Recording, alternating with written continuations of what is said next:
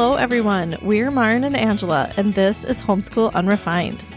Welcome to our spring and summer 2022 season. This whole season is going to be a treat for you. As some of you know, we've been creating this podcast since 2016. At that time, some of our kids were in single digits, playdates dominated, and we had this idea to create a community around keeping homeschool simple, real, and fun. For this season, we've gone back through all 5 years of episodes to find those that have been the most loved and downloaded. We've compiled them into a list of our top 20 favorites, and we'll be counting them down for you this season. You are definitely going to want to stick around to hear which episodes made it to the top. We're really proud of these episodes and wanted to share them because they're at the heart of what Homeschool Unrefined is all about. We wanted to go back and remind ourselves of the work we've done and the community that's been built around these ideas. You might feel some nostalgia when you hear the old music and our old intro. There will also probably be some old promotions and some links that are no longer relevant. We've come a long way as podcasters, yet the messages in these episodes are timeless. If you're looking for new episodes of Homeschool Unrefined, join our Patreon community. For just $5 a month, you'll always have a new episode in your podcast feed. We are continuously recording new content and love sharing our lives with you there. Consider joining for $5 a month. You will be not only nodding your head along with us every week, but you'll also find a group of amazing people, plus you'll be supporting our message. You can join us at patreon.com/homeschoolunrefined. Okay, here are our most loved episodes.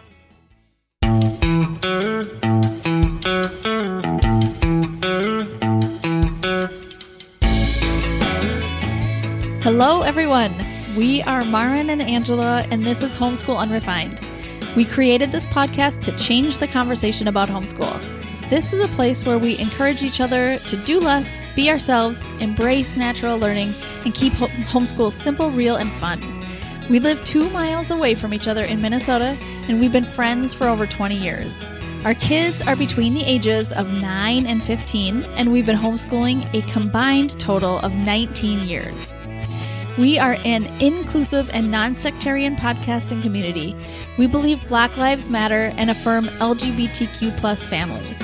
While this podcast is not focused on these topics, these beliefs inform our work and are woven into everything we do. We hope this is a place where we can all learn and grow together.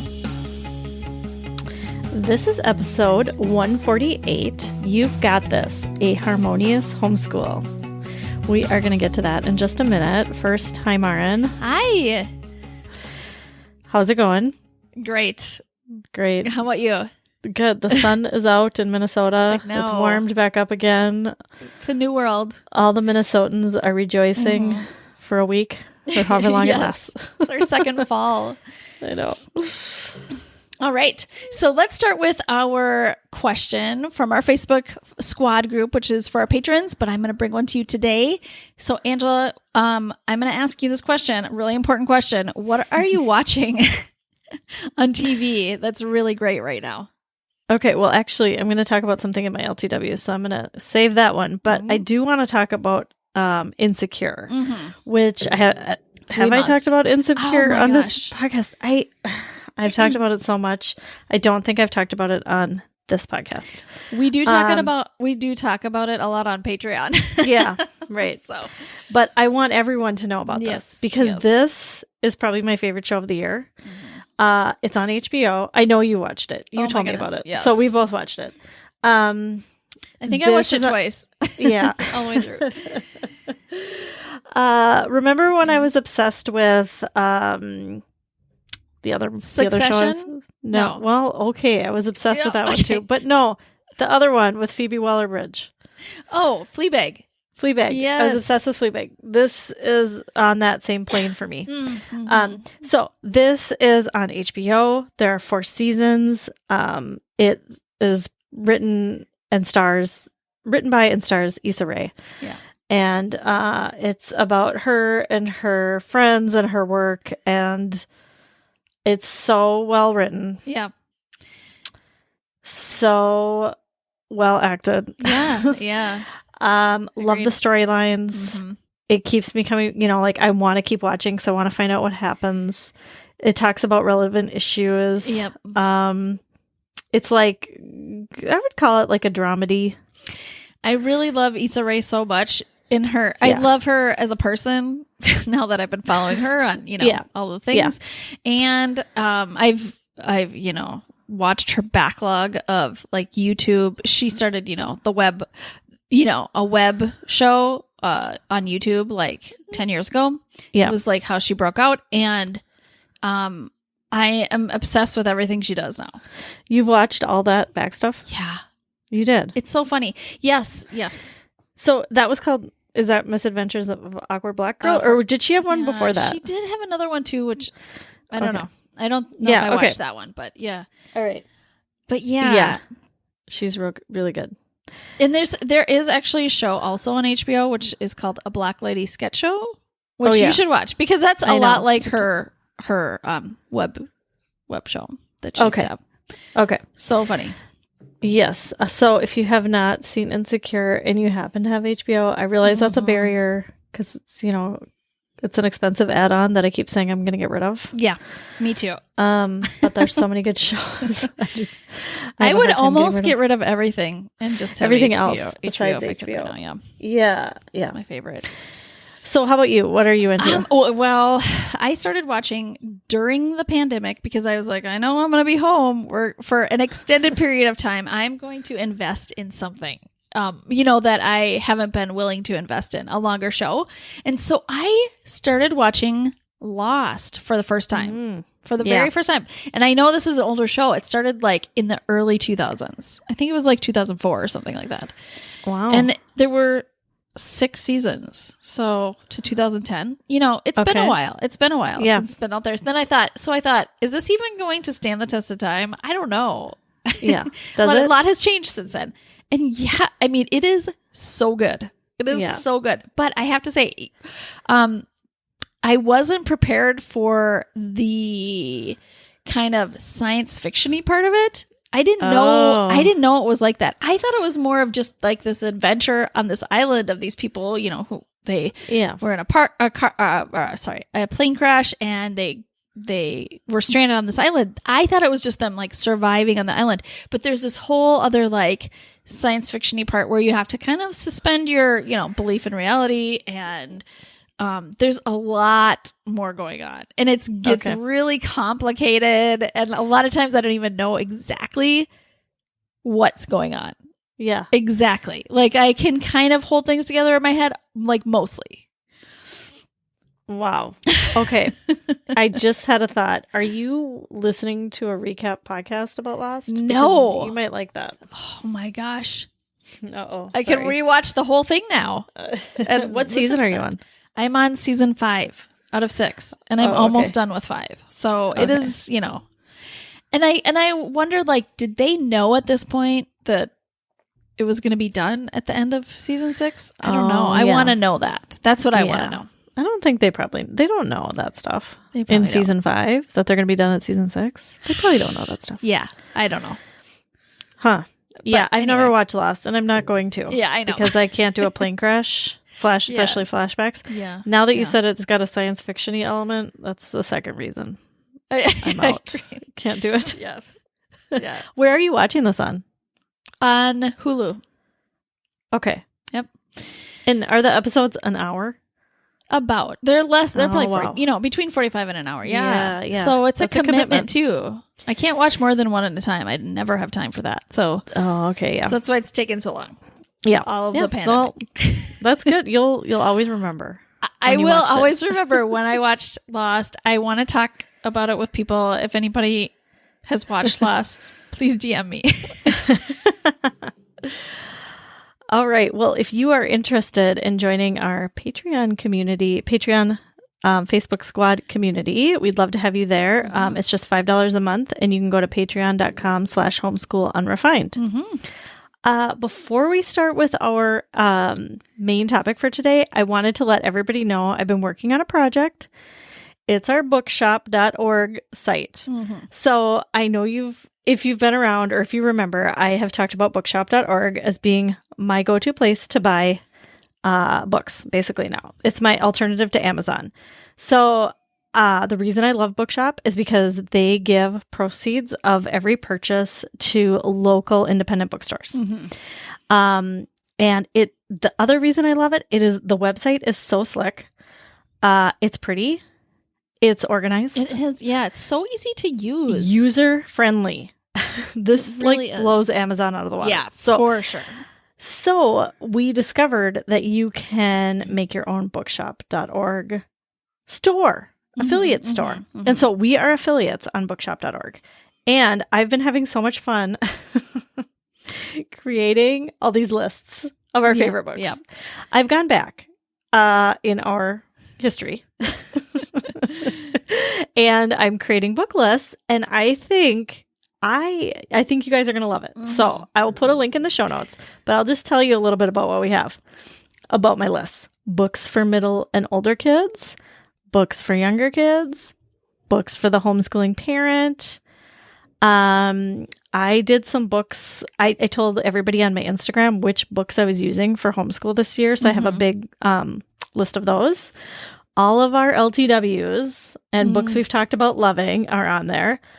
Any curriculum type books that we're using are on there. Yep. Graphic novels. Okay, I'll maybe stop. And a lot of your favorite books too, right? I know that So let's just stop and pay homage to the dedication of your book reading over the past several decades, probably. Like, you have been an avid reader for so long. And I just have to say, anytime I am at a loss of what I should personally read next, I just ask you, and you know exactly what to tell me. And so if you ever need a good book recommendation, go to this bookshop.org, our affiliate link, and Angela has just like the best book recommendations you will ever get.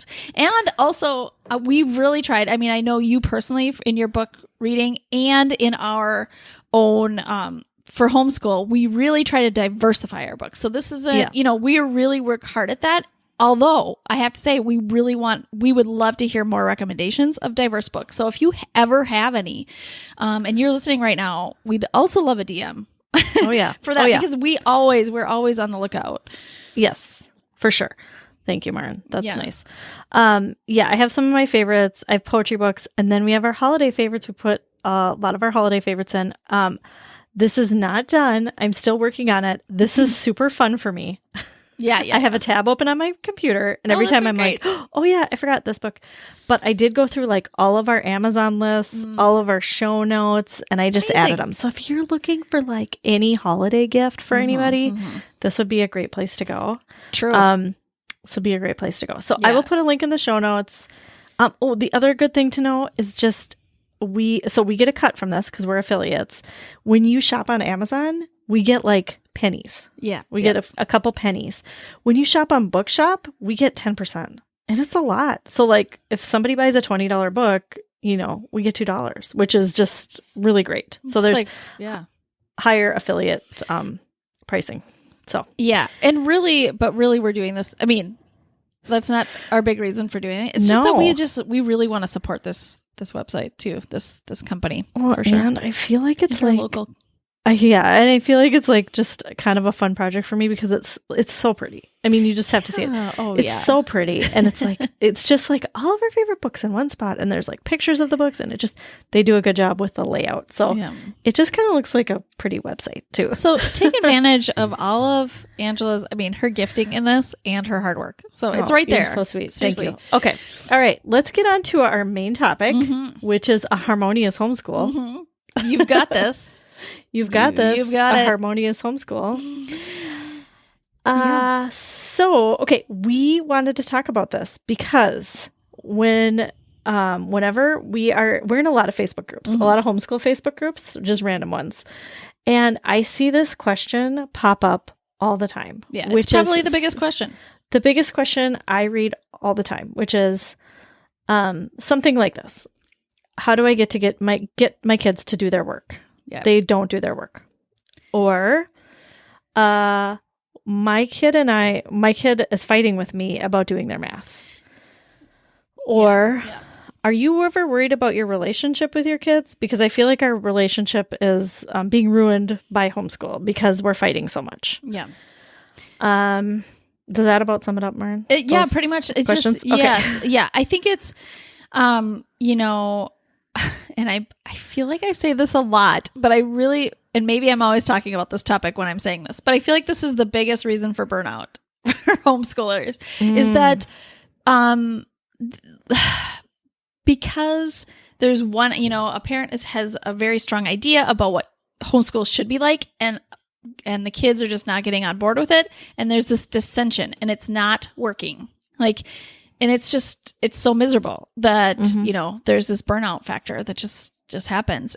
And I think, we wanted to talk about that because we have so many thoughts, and it doesn't have to be like that. Right. It does not have to be this, contentious at all. It doesn't have to be contentious at all. This topic, it's funny, when we talked about doing this episode, we thought, like, we've never done an episode like this, but really it feels like we're talking about it a lot because we talk about it a lot, kind of threaded throughout everything. Yes. This is really it's foundational to Homeschool Unrefined. It's foundational to our podcast and kind of our message. Right. So you're going to hear it. You've probably heard it in a lot of past conversations we had. I mean, it's why we're doing what we're doing. It's why we do like different personality classes. It's why we do every episode. This is something that really defines us. Yes. And it's something we as teachers saw. Well, we were, you know, when we were teaching in public schools too, that, you know, there has to be this onboarding, like, you know, there's kids need to, you know, feel on board with what they're doing, or it's just not going to work. Right. And I was going to say something else, but I can't remember. I just think it's like, oh, I know what I was going to say. I was going to say it's one of the things we need to hear too. I mean, we feel so strongly about it, and yet we question it every day, or we need that support too. So it just feels really important to talk about. Right. So we're going to talk about that today. If you want to go a little deeper in this, we talked about a lot of specifics in the Back to School Summit, which is in Patreon. So if you're a Patreon member and you haven't listened to those, you can get probably lots of more practical stuff there too. Right. But yeah, you kind of touched on this a little bit, Maren. When you decide to homeschool, and you all know this because you're homeschool parents, you kind of have two roles. You know, you have the parent role and then you have the teacher role. Yep. And I think because we're so used to, you know, teachers doing things a certain way, we can feel like as a parent, we also need to do things like a teacher would.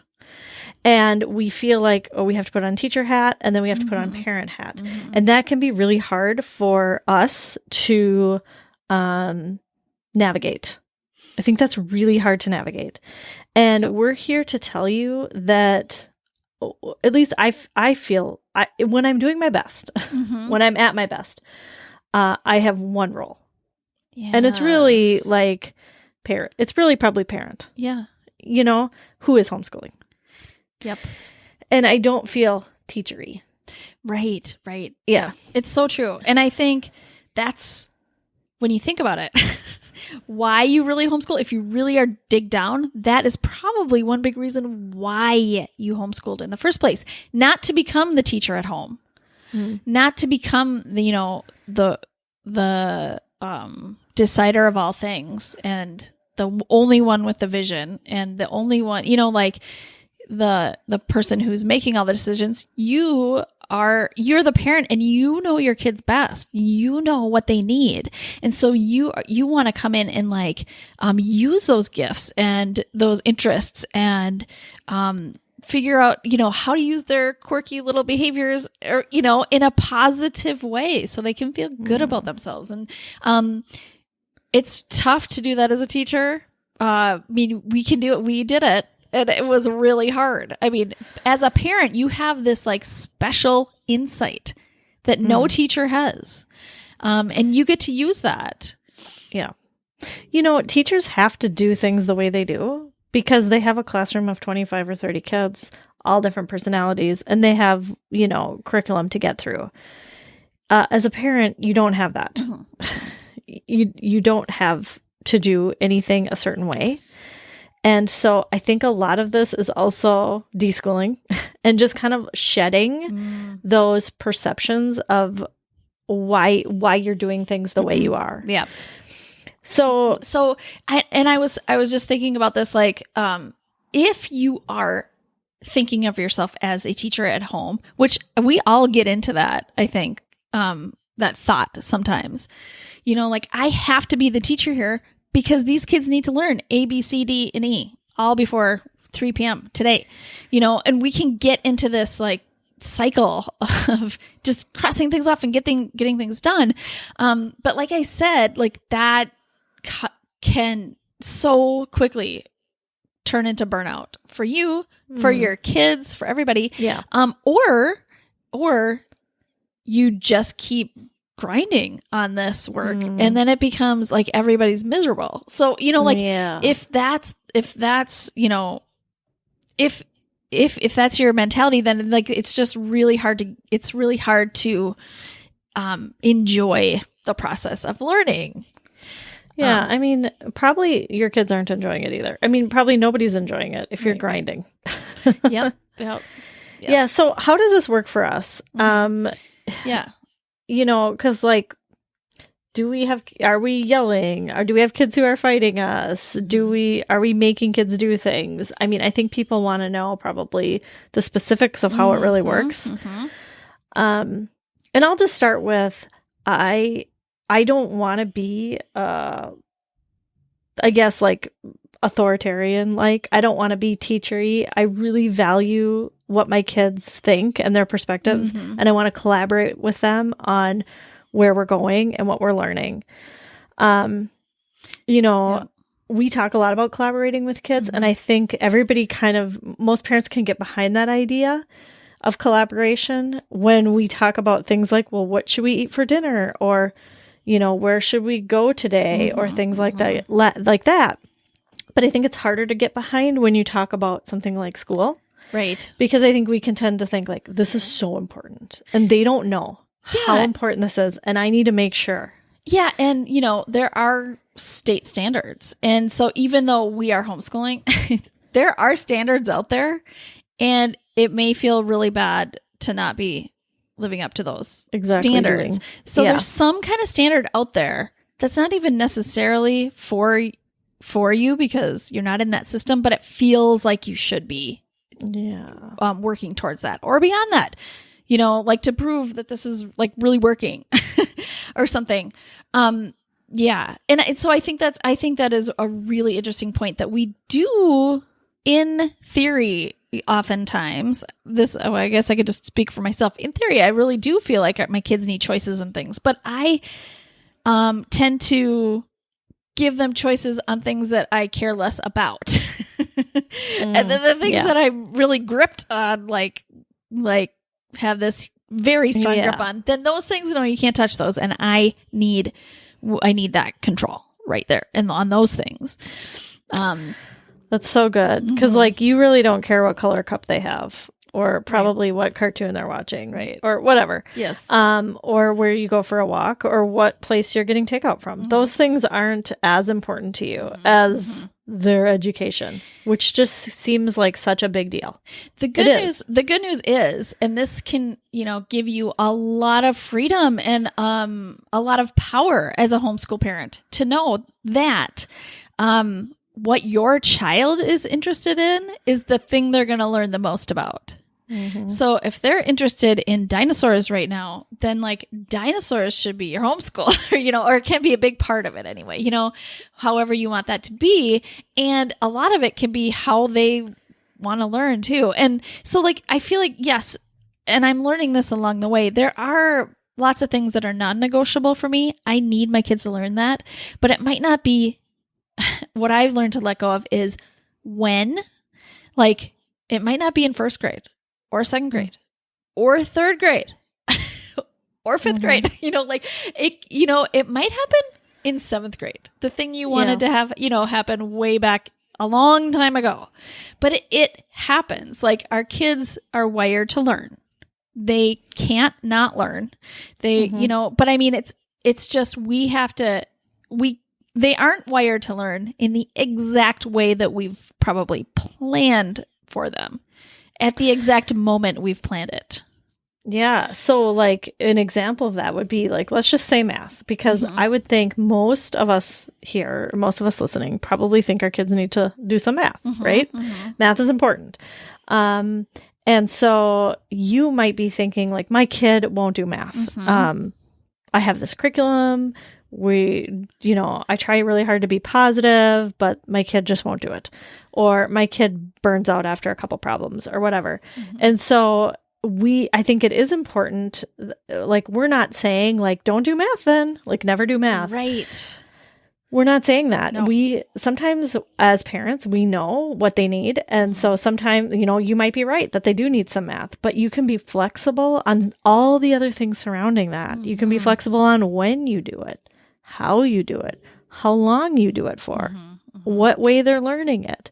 What time of day? And it might even be the topic of math that they're not ready. It might be the subtopic within math. Yeah, they're not it ready might for be fractions or whatever. Yeah, right. And we have to be careful about like doing things linearly, even in math. Like they might not be ready for memorizing their multiplication facts, but they might be really into fractions, and that wasn't on like that feels like skipping to you. Yeah, but in their mind, it just works. So, that, and these could be these are things that can like stretch your limits so much. And, that might feel too much, but that's kind of, sometimes how your child learns. Yeah. And like you said, like you might have a third grade math curriculum. And at that point, it might say that they need to do, 2-digit multiplication, or I don't know what a third grade math curriculum would say. But you might decide like that can wait till next year or even the next year. Or you might decide like maybe your curriculum has like 30 problems and your kid might be willing to do 3 or 4 a day. Yeah, and then you play a game or something. That's something, that's okay. That's okay. You don't have to do the 30 problems in the math book. You don't have to do it in third grade. Yes, exactly. Like you can be flexible, but still be requiring math. Right. Yeah. Yep. And you might do it you might do it on a whiteboard. You might do it on an iPad. You might do it on your driveway with chalk. You might, there's just like so many. It might be an app. Exactly. Yeah. So we all know that point when the child doesn't want to do the work, the thing, or not even the work, the thing that you had planned. Yes. The thing that you're excited about, the thing you think is important. There's a time, there's a moment where it starts to take a turn when there might be some frustration, maybe yelling, maybe you're trying to convince them. That is your signal that something needs to change. That right there.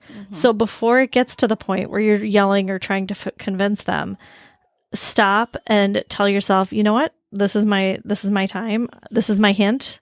I need to change something. Also, like when it gets to that point, no learning is going to happen when there's relational conflict or strife. Nothing. So you might as well not try. Right.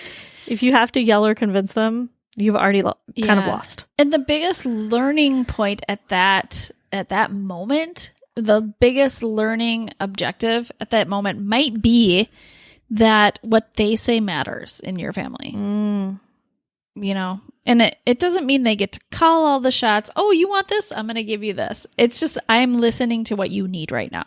That is a life changer. That's a life changer.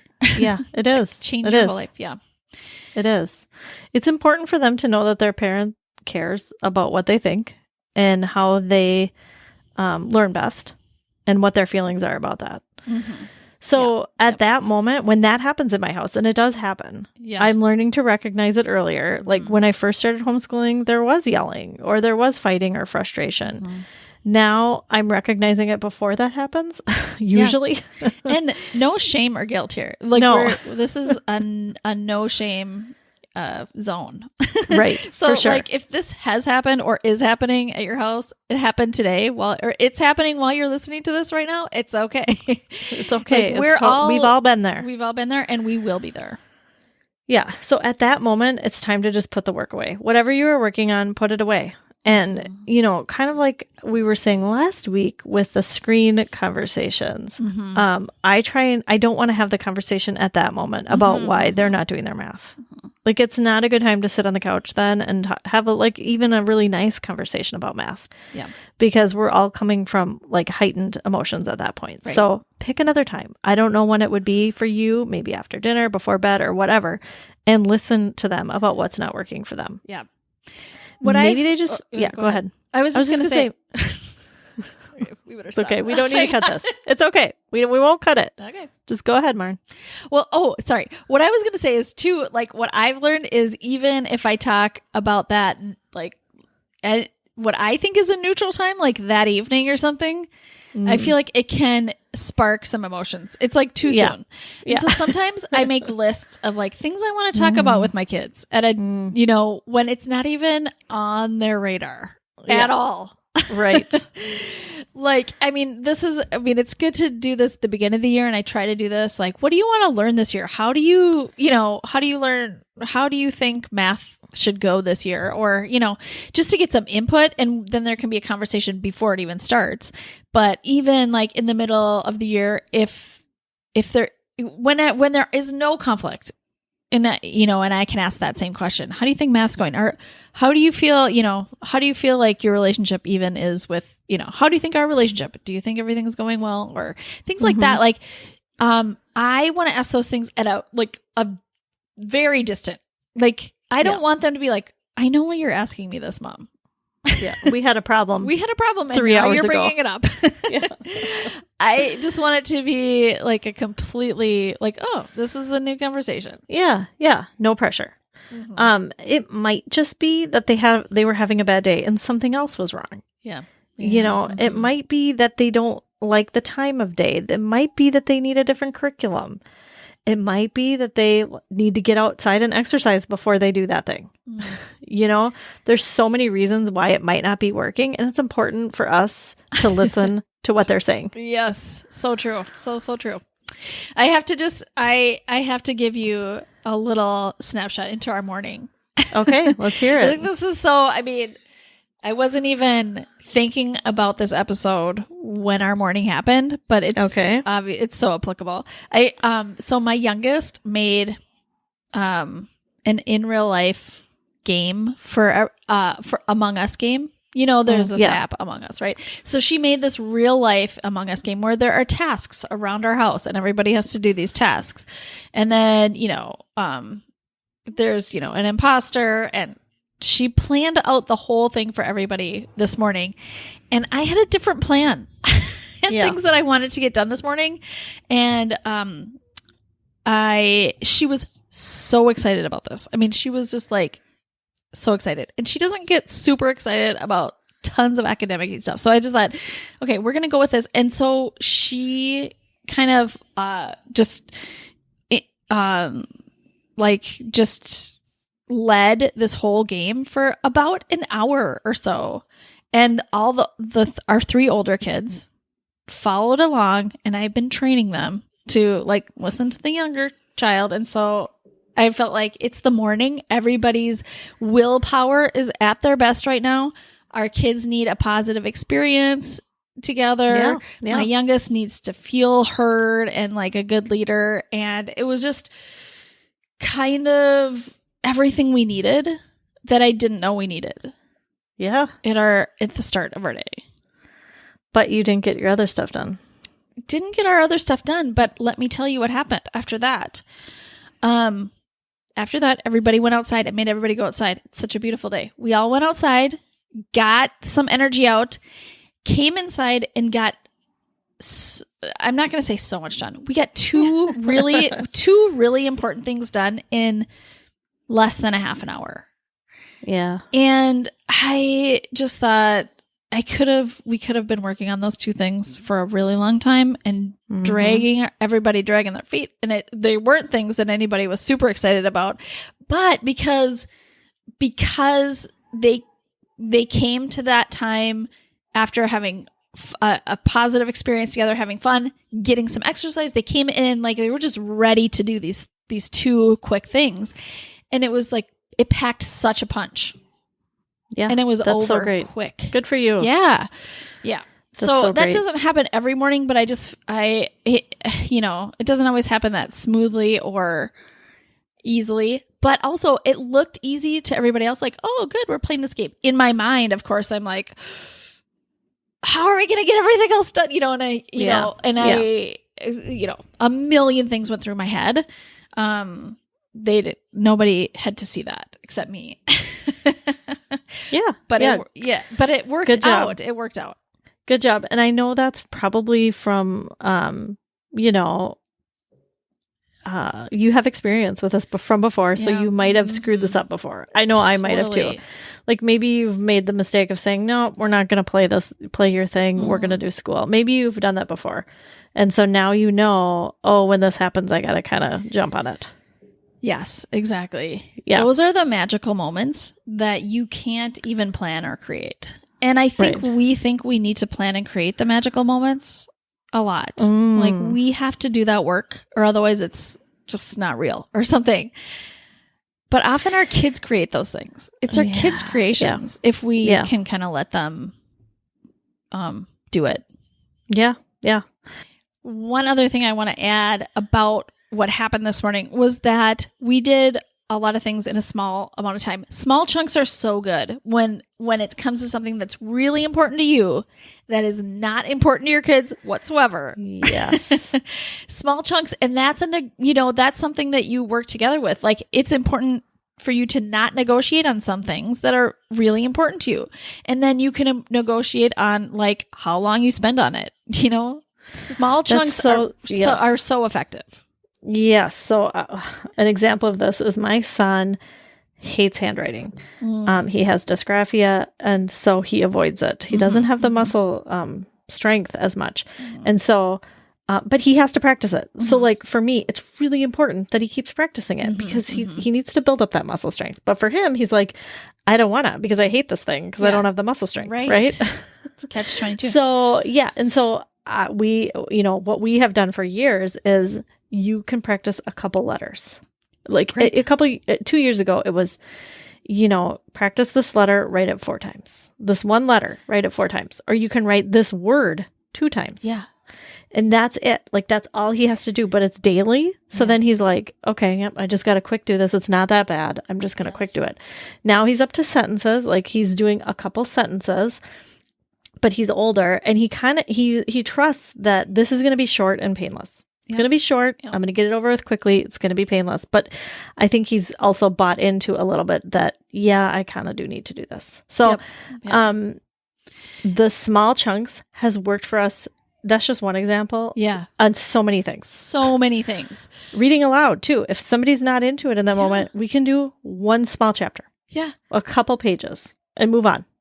Absolutely. And I've done that with just independent reading too. My kids, we all have like reading issues in our family, like dyslexia and ADHD that work together to make it really hard to sit down and read. And so 10 minutes for mine, for my kids is sometimes what we can do. And it's better than nothing.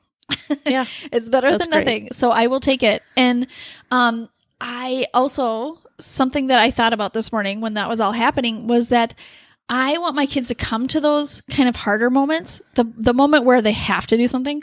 I want them to come to that with a full cup. Like I don't want them to come to that where they already feel depleted or frustrated or not heard. I want them to come to that where like they feel like I feel like I have a connection with you. We've made a good connection. I feel like all my needs are met and I feel good about myself and where I'm at. And then I can do the hard thing. Yes. It's really hard to do hard things when your cup feels already empty. Yes. Yes. When kids feel respected and like you value their ideas and contributions, they want to work with you. They are more likely to want to work with you. Absolutely. And they want to. They want to, yes. They see your value. They can really even see what you're thinking more. Yep. They can understand you better. So, yep. I also just wanted to say that like this process of this isn't working for me. We need to change something. Whether it's the kid or myself happens often. It happens probably, I don't know, every couple weeks. There's something that, you know what, this isn't working for me. I need to change something. And that doesn't mean that I planned wrong or that I'm not a good teacher or that I'm not cut out to homeschool or that my kid isn't a good homeschooler or that there's something wrong with my kid and the way that they learn. That doesn't mean any of those things. This is all healthy and normal. We're all just like changing things up, tweaking things, refining the process, figuring out what works for us. What are our strengths? What are our kids' strengths? We're all just learning about how to do this better as we go. And so just because you have those times where you're fixing things and figuring things out or changing things up, it doesn't mean that you're doing it wrong. You're doing it right. Yeah. And probably if your homeschool looks a little weird, or you're like, if anybody saw what we were doing right now, that probably means you're really honing in on what your kids need and want right now. It's not going to look like anyone else, probably. I mean, if you're doing it, if you're really thinking about the personality and the needs of your own kids, it's going to look very different, probably. Right. All right. Well, I hope that was helpful. It was helpful to me. It was helpful to me to talk about it again. So, yeah. Always. All right. Let's move on to our LTWs. Yes. Loving this week. Maren, what are you loving this week? All right. Well, I am loving our new lights in our house. Oh, yeah. They are smart lights. Smart lights. And they are from Philips. I think the company is Philips, and they're called Wiz. Yes. I think on Patreon I call them Wix, and I don't know why. They are Wiz lights, WIZ. And there's an app that goes along with it. But I love them because, we moved into a new house this spring or beginning of summer, and all the lights were going out. Every day there was like one light that was going out. And oh, wow. Finally, my husband was like, I am just going to replace all the light bulbs. Let's just, that's amazing. Get the right ones that last for 10 years or whatever and just be done with it.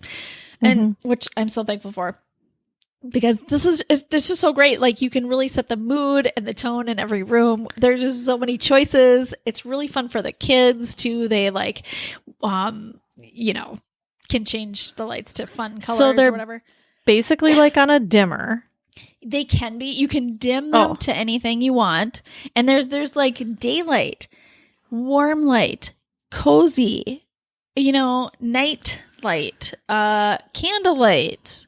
There's just lots of different choices. And and once you choose like one of those, like cozy, let's say, then you can dim it to whatever strength you want it to be on. And you do that all through the app. Yes, I know that you can buy remotes or whatever, but we just have an app. So, but you can also program it so that your switch, if you like turn the switch on twice, like up, down, or whatever, then it'll go to your cozy or whatever. Yeah, you can program it to do whatever, and you can put things on timers. So like, if you want the kitchen lights to slowly dim between 9 and 10 p.m. They will do that. Yeah. That would be so nice. Yeah. So do you have things programmed? We did for a while. Okay, it's kind of a long story. We did for a while, and then we had to, change something happened on our Wi-Fi. We have to reprogram everything. Okay, basically. Gotcha. Okay. So yeah, but yeah, we're working on it. I did see when we came to your house for Halloween outside, you had some outside. Oh yeah, Sean just put those on right on Wiz Halloween lights. He's like, this is important. He showed us how they worked. It was really impressive. He might be more excited than anyone. They were different colors. Like you could do like red outside lights or green outside lights. They have Halloween themed. You can push Halloween and then it turns Halloween colors. Yeah. So it gets pretty elaborate. It was cool. And I have to say, because Sean is highly sensitive about lights. Yes, he's highly sensitive and then he's sensitive about lights. This is helpful for him because he can, He is so happy at night, especially he turns them like this specific brightness every night. And yeah, it really calms his whole like nervous system down. That's and I know awesome. this is important for lots of kids too, like the lighting. So it can change your whole demeanor. So for sure, my husband is like that. And I know some of my kids for sure are very much affected by lighting. So it's awesome. And then, my kids like to turn on, well, they have this TV setting and it's like kind of blue. It's blue. So you can see when you're watching TV or a movie or something, you can see the screen really well. Like there's no glare.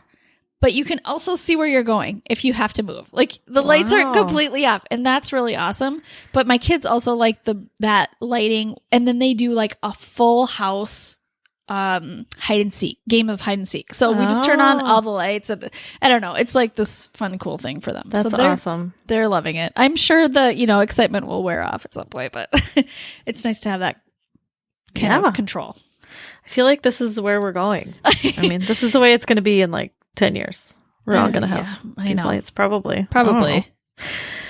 Okay. Anyway, Angela, what are you loving this week? Okay. I'm going to be real basic and say that I am loving Schitt's Creek. I know I'm late to the party. I know everybody knows about Schitt's Creek, but you're before me. I haven't seen it. I haven't watched it. I know. And okay. So here's the thing. It's a stressful time. We all know this, right? And we just need a little, escape. Yes. And I had watched probably the first 5 or 6 episodes of Schitt's Creek, and I was like, yeah, it's good, but it's whatever. It's fine. But I knew that I needed to watch more to get into the characters, which is what's happened. And now this is the point that I've wanted to be at. I'm only at the start of season 2.